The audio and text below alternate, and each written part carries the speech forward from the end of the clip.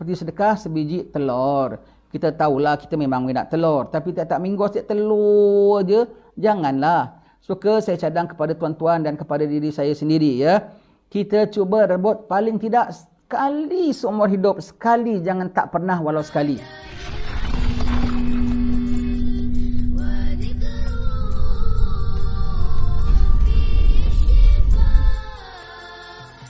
Bismillahirrahmanirrahim. Alhamdulillahirabbil alamin wa sallallahu wasallama ala sayyidina Muhammadin wa ala alihi wa sahbihi ajma'in. Alhamdulillah, syukur pada Allah Taala atas segala nikmat Allah Taala bagi kita yang begitu banyak sekali. Alhamdulillah. Walau macam mana dalam keadaan suasana macam mana sekalipun tuan-tuan sekalian, tetap yang dari Allah Taala tu tak putus. Walau umpamanya lah sekarang seorang sedang sakit sekalipun, walau sekarang seorang tengah dalam miskin sekalipun, walau seorang tengah dalam macam mana punya payah sekalipun, tetap di dalam rahmat Allah Ta'ala, tetap di dalam malam Jumaat. Malam Jumaat, karuniaan Allah Ta'ala tidak, kalau tentang kesihatan tu ada yang sakit, ada yang sembuh. Harta tu ada yang mewah, ada yang sempit. Itu semua pembahagian Allah Ta'ala terhadap hamba-hambanya. Namun, pembahagian dari Allah, dari sisi Allah Ta'ala sendiri, itu semuanya dapat. Semuanya dapat, kaya, miskin, tua, muda, besar, kecil, semuanya dapat. Kita sama-sama dalam nikmat Allah, kita sama-sama malam Jumaat. Kita sama-sama dalam malam penghulu segala hari, malam dikabul doa oleh Allah Subhanahu Wa Taala. Sebagaimana kita tahu, kalau kita baca hadis Nabi SAW, ya, dalam apa Maulid Dibai juga ada disebutkan situ, riwayatnya, bahawa setiap malam, sepertiga penghujung malam, Allah turun ke langit bumi dan menyeru, siapa hendak taubat, aku beri taubat. Siapa ada hajat, akan aku kabulkan. Siapa nak minta ampun, akan aku beri pengampunan. Itu perkara berlaku 1/3 terakhir malam sampai hujung malam tiap-tiap malam. Kecuali pada 5 malam dalam setahun, berlaku daripada mula maghrib, sudah mula anugerah itu dah mula diberi oleh Allah Ta'ala. 5 malam daripada maghrib, pintu langit sudah terbuka. Yang pertama, malam awal Rejab, malam nisfu Sya'ban, malam hari raya haji, malam hari raya puasa dan malam-malam Jumaat. Jadi 4 malam tahunan, 1 malam mingguan dengan murahnya Allah Subhanahu Wa Taala.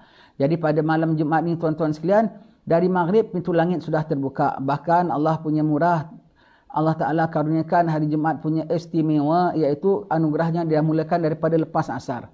Dan dia punya closingnya bukan besok maghrib, bahkan closing itu besok hari Sabtu subuh. Kita kalau hari lain sudah masuk maghrib, sudah habis. Masuk maghrib baru bermula. Tetapi Jumaat sudah bermula asar tadi tuan-tuan sekalian. Sehingga kalau orang meninggal lepas asar petang tadi, pukul 5, pukul 6 meninggal dunia, ya. Mudah-mudahan Allah Ta'ala ambil kita dalam waktu yang baik, pada hari yang baik, sedang mengamalkan amalan yang baik, dalam keadaan terbaik, dalam keadaan Allah rida dengan kita, dengan rida yang baik. Jadi kalau hari Jumaat orang meninggal tadi petang lepas asar, dah dikira meninggal malam Jumaat. Fadilat malam Jumaat sudah dapat, ya. Jadi malam Jumaat begitu istimewa di sisi Allah Subhanahu Wa Taala. Sehingga berbagai-bagai amal kita dipesankan untuk besok. Berbagai-bagai amal, di antara yang paling besar sekali ialah sembahyang Jumaat yang fardu ain atas kita semua. Sehingga kan meniaga yang begitu utama boleh dapat hasil yang halal, dapat niaga, dapat mencerna kewangan, mencerna ekonomi. Itu pun pada waktu hari Jumaat, wadharul bai', tinggalkan jual beli. Begitu sekali pentingnya hari Jumaat. Sehingga hari Jumaat itu tuan-tuan sekalian, ulama menggunakannya, fa iza qudiyatis salah fantashiru fil ardi wabtaghu min fadlillah. Apabila kau sudah menunaikan salat Jumaat, bertebaranlah di atas muka bumi untuk cari kelebihan-kelebihan daripada Allah Taala. Kelebihan apa ini? Ulama mengatakan kerana hari Jumaat ini diperuntukkan untuk hari perkara-perkara keakhiratan, maka kelebihan-kelebihannya pun, ekstra-ekstranya pun adalah berbentuk keakhiratan juga. Maka selepas sembahyang Jumaat, itulah biasanya mereka berhimpun ziarah orang tua. Hari raya hari Jumaat, inna yaumal jum'ati sayyidul ayyam wa hajjul fugara wa 'idul masakin, ya, al khutbatani fiha magam wa rak'ataini min adh-dhuhur. Hari Jumaat adalah hari sayyidul ayyam, penghulu segala hari, dan dia adalah seperti hari raya bagi orang-orang fukara dan seperti hari raya haji bagi orang-orang miskin. 2 khutbah di dalamnya menggantikan 2 rakaat daripada zuhur, ya. Begitu hari Jumaat punya istimewa sekali. Maka selepas hari Jumaat, selepas sembahyang Jumaat, dia ke ziarah orang tua, ziarah orang sakit, ziarah orang baru pindah sekampung, ziarah untuk meraihkan orang tahniah dapat anak ataupun sebagainya. Pada hari Jumaat itu pengisiannya. Kemudian lepas Jumaat, lepas asar hari Jumaat, biasanya orang saleh tu mereka membaca wirid dan doa dan terus tunggu sampai terbenam matahari. Itu disebut sebagai waktu Fatimiyah. waktu Fatimah. Sebagaimana apa kita ketahui, ada 1 detik pada hari Jumaat besok daripada subuh sampai ke maghrib, 1 detik yang mana kalau kita berdoa pada waktu itu kabul. Kalau kita buat amal pada hari itu diterima, waktu itu bertepatan diterima oleh Allah Subhanahu Wa Taala. Waktu itu bila? Berbagai-bagai riwayat juga tuan-tuan sekalian. Ada mengatakan lepas subuh, ada mengatakan lepas ketika khatib baru naik atas mimbar, sedang naik atas mimbar. Ada mengatakan ketika khatib duduk atas mimbar antara 2 khutbah. Ada mengatakan ketika khatib mula melangkah turun daripada mimbar nak masuk ke mihrab. Ada mengatakan lepas asar, ada mengatakan sejurus sebelum maghrib. Berbagai-bagai riwayat kita boleh baca hadis-hadisnya semua. Namun yang diperpegangi oleh Siti Fatimah, puteri baginda sallallahu alaihi wasallam, ialah detik itu selepas asar sampai menjelangnya maghrib. Maka lepas asar hari Jumaat tuan-tuan sekalian, banyakkan doa, banyakkan ibadat. Jangan kita dah clear, dah sembahyang Jumaat, dah relax, dah apa semua. Petang nak tunggu maghrib duduk bual-bual, tengok kartun, tengok apa semua. Bukan itu, untuk itu hari Jumaat. Tunggu sampai maghrib. Kata Siti Fatimah, menurut ayahandaku inilah waktunya. Maka hari Jumaat lepas asar itu disebut sebagai waktu Fatimiyah. Waktu Fatimiyah. Antara amalan-amalan yang penting pada hari Jumaat, baca Yasin, baca surah Ad-Dukhan, baca surah Al-Waqi'ah, baca surah Al-Kahfi full pada hari Jumaat. Selawat atas Nabi sallallahu alaihi wasallam seberapa banyak yang mungkin. Seberapa banyak yang mungkin, paling tidak 100. Paling tidak 100 ya. Begitu. Dan boleh malam atau siang. Boleh malam dan boleh siang. Sayugianya sekali kita buat malam dan kita buat siang juga. Kalau kita tak sempat, maka kita buat sebahagian malam, kita buat sebahagian siang lah pun masih boleh juga ya. Dan selawat atas Nabi sallallahu alaihi wasallam. Baik itu terbenam matahari saja pada hari Jumaat lepas sembahyang maghrib seperti kita adakan sekarang, kita adakan Maulid Nabi, itu selawat atas Nabi. Selawat Nabi itu ada arahan Rasulullah supaya banyak selawat atas baginda pada malam-malam yang cemerlang, iaitu malam-malam hari Jumaat ya. Jadi selawat atas Nabi itu salah satu agenda yang penting hari Jumaat. Yang ada baca Yasin, sebagaimana tempat-tempat kita banyak bikin baca Yasinan, alhamdulillah, itu kerana menghidupkan malam Jumaat juga. Ada yang mulakan dengan surah Al-Kahfi dan sebagainya. Semuanya itu menghidupkan malam-malam Jumaat. Kerana Allah sudah turun ke langit bumi pada awal maghrib. Faham ya? Allah turun ke langit bumi bukan Allah turun begitu ya. Allah tidak seperti makhluk. Atas, bawah, naik, turun itu adalah sifat makhluk. Apabila Allah Ta'ala sebut Allah turun, Allah Ta'ala saja mengetahui akan maksudnya. Allah Ta'ala saja mengetahui maksudnya. Difahami juga bahawasanya rahmat Allah Ta'ala turun. Karuniaan Allah Ta'ala turun ya. Jadi pada hari Jumaat begitu istimewa selawat atas Nabi sallallahu alaihi wasallam besok jangan kurang daripada 100 kali. Siapa selawat atas Nabi sallallahu alaihi wasallam 100 kali pada hari Jumaat, nescaya dia bangkit pada yaumil akhir. Orang bangkit pada yaumil akhir ada mukanya hitam, ada mukanya seperti babi, ada muka seperti anjing, ada seperti keldai, ada mukanya buruk, ada mukanya dengan kecil seperti semut. Kerana sombong-sombong, orang yang sombong-sombong, angkuh-angkuh semua akan dihinakan Allah Ta'ala pada hari kebangkitan. Tak lama hari itu tuan-tuan sekalian, tak lama. Hidup di dunia susah payah macam mana 100 tahun kau susah sekalipun, 100 tahun kau ditindas sekalipun. Apabila sudah sampai akhirat semua itu hanya seperti kau rasa sejenak saja, sejenak saja. Tahan sekali kepayahan tuan-tuan sekalian, tahan sekali kepayahan. Apabila bangkit pada hari Jumaat, orang yang selawat atas Nabi sallallahu alaihi wasallam 100 kali setiap hari Jumaat, nescaya dia bangkit dalam keadaannya bersinar cahaya. Kalau cahaya itu dibagikan kepada sekalian ahli mahsyar. Ahli mahsyar itu siapa? Manusia, haiwan darat, haiwan laut, jin, malaikat langit pertama sampai malaikat langit ketujuh. Semuanya itu berbilang-bilang jumlahnya. Lebih banyak pada bilangan manusia. Kalau diagihkan kepada sekalian ahli mahsyar lebih cukup lagi cahayanya. Orang yang selawat atas baginda sallallahu alaihi wasallam, Allahumma salli ala sayyidina Muhammad wa ala ali sayyidina Muhammad. Allahumma salli ala sayyidina Muhammad wa ala ali sayyidina Muhammad. Allahumma salli ala sayyidina Muhammad wa ala ali sayyidina Muhammad. Selawat atas Nabi sallallahu alaihi wasallam pada Jumaat paling tidak 100 kali.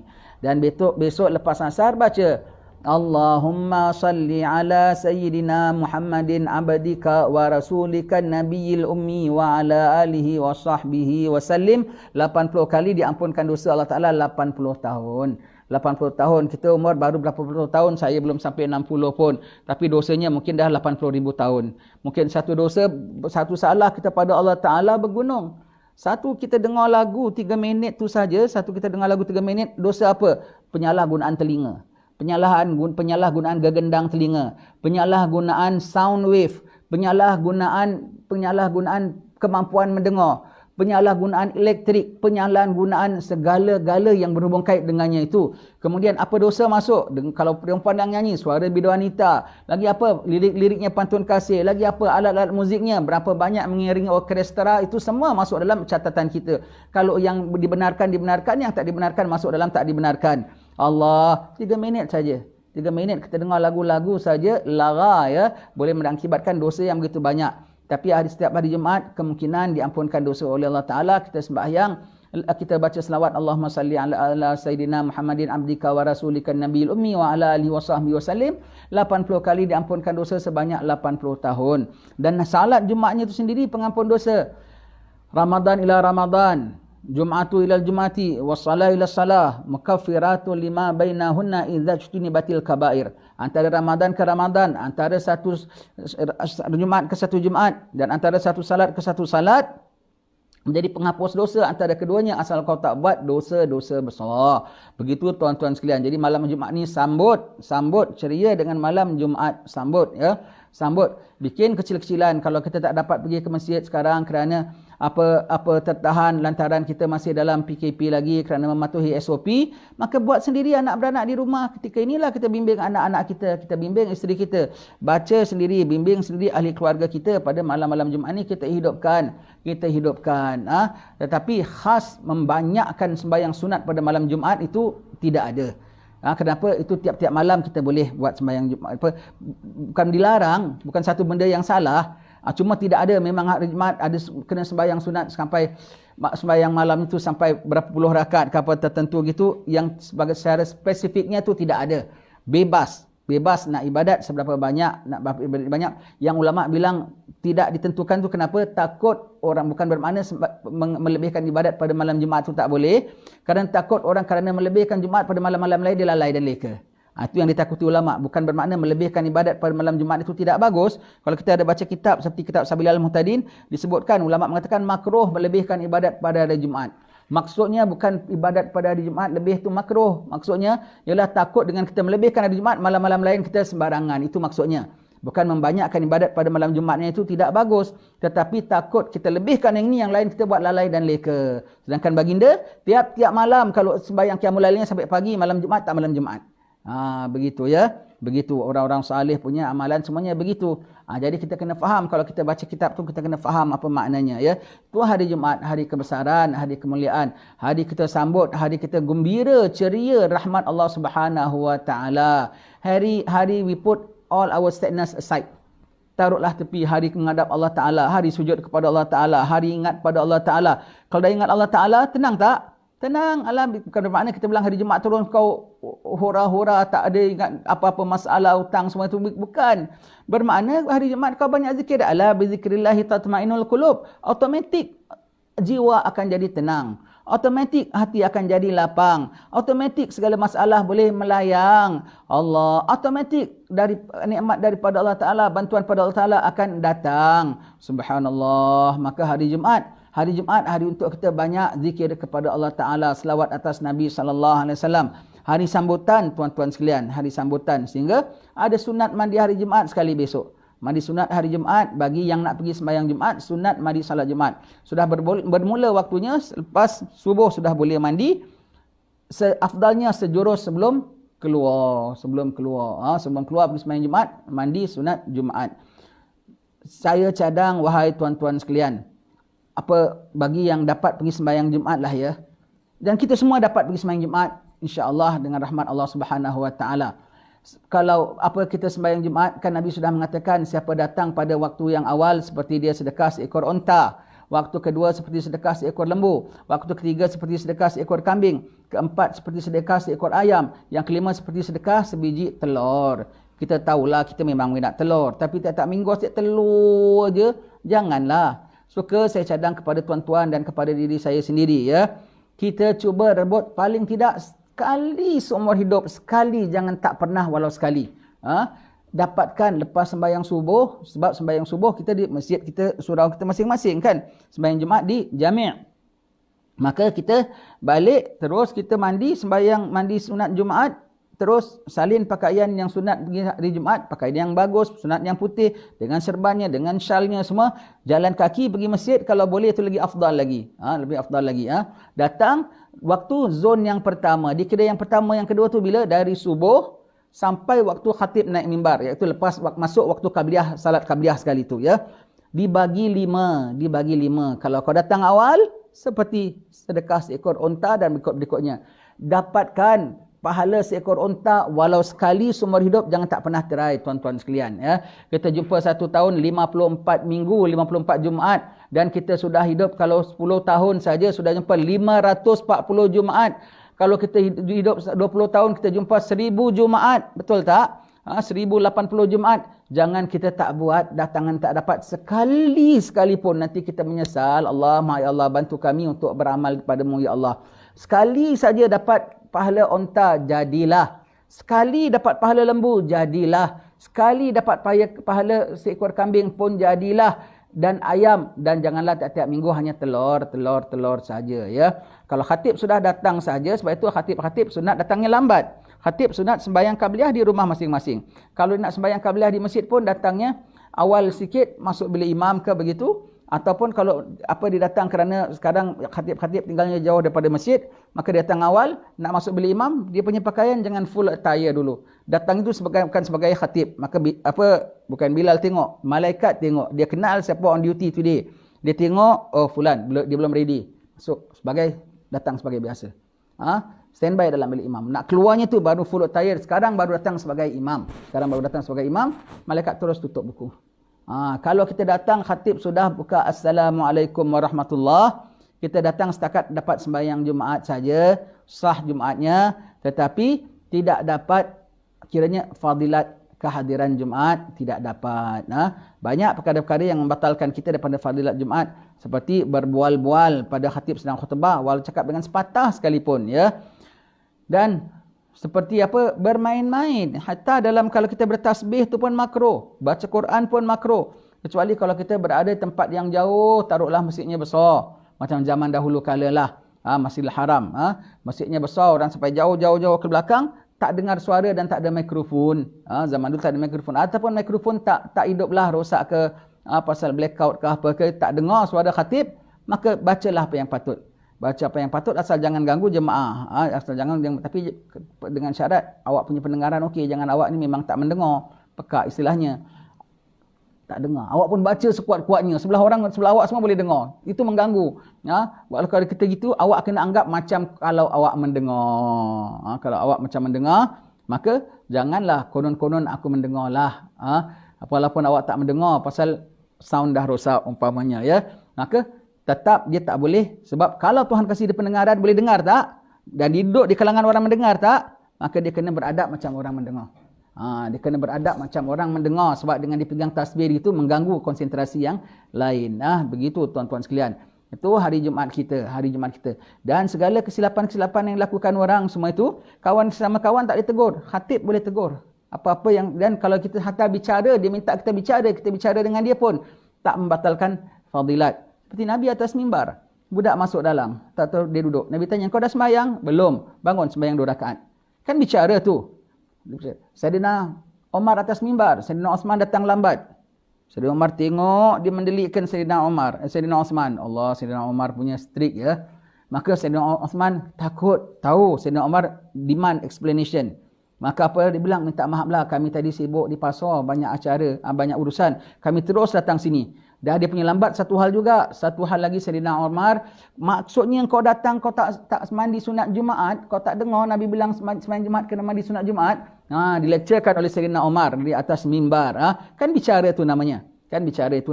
Kalau ada keperluan seperti khatib terlupa rukun, terlupa sebut Alhamdulillah, ataupun terlupa baca ayat Quran, ataupun baca ayat Qurannya tak komplit bermaknanya ya. Sebab tu yang duduk depan tu kena perhati syaratnya ya, 40 orang sembahyang ya.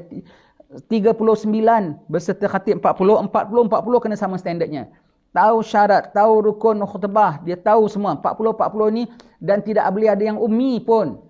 Semua boleh, semuanya level imam punya level. Lagi 39 ini. Sebab itu kena duduk, tengok, semak. Dia baca khutbahnya, ada tinggal rukun tak tinggal rukun. Alhamdulillah, walaupun daripada khutbah daripada Jabatan Agama. Kadang khutbahnya sudah cukup, khatibnya tertinggal. Bacanya terselang satu ayat.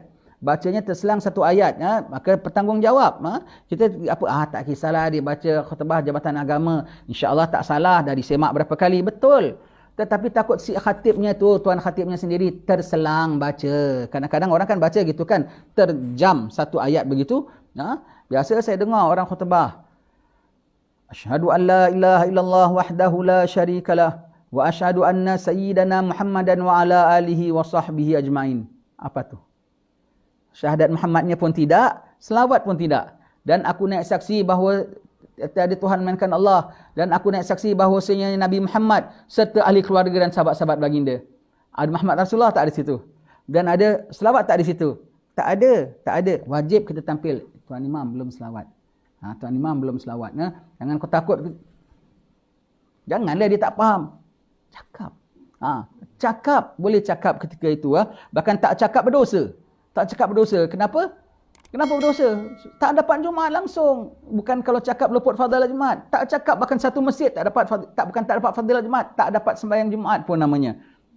Maka wajib cakap ketika itu. Begitu hari-hari Jumaat, tuan-tuan sekalian. Hari Jumaat macam-macam anugerah Allah Subhanahu Wa Taala, macam-macam kemuliaan daripada Allah Taala. Lebih-lebih lagi sekarang kita zaman ujian, berbagai-bagai ujian. Sekarang syaitan akan datang mengganggu kita dari berbagai-bagai jurusan. Nombor satu, dari dalam diri kita. Kita punya minat maksiat. Sebelum kita bilang orang kacau kita, orang kufar serang kita ke apa semua, belum kita cakap, nafsu kita dahulu akan bergejolak. Tadi kita baca syair, jaga-jaga, takut pedaya syaitan, takut jangan kita rasa sudah aman, jangan kita rasa sudah selamat. Belum lagi, makin zaman akhir, makin diserangnya kita dari berbagai-bagai jurusan. Nombor satu, jangan kau tak sedar daripada dirimu sendiri.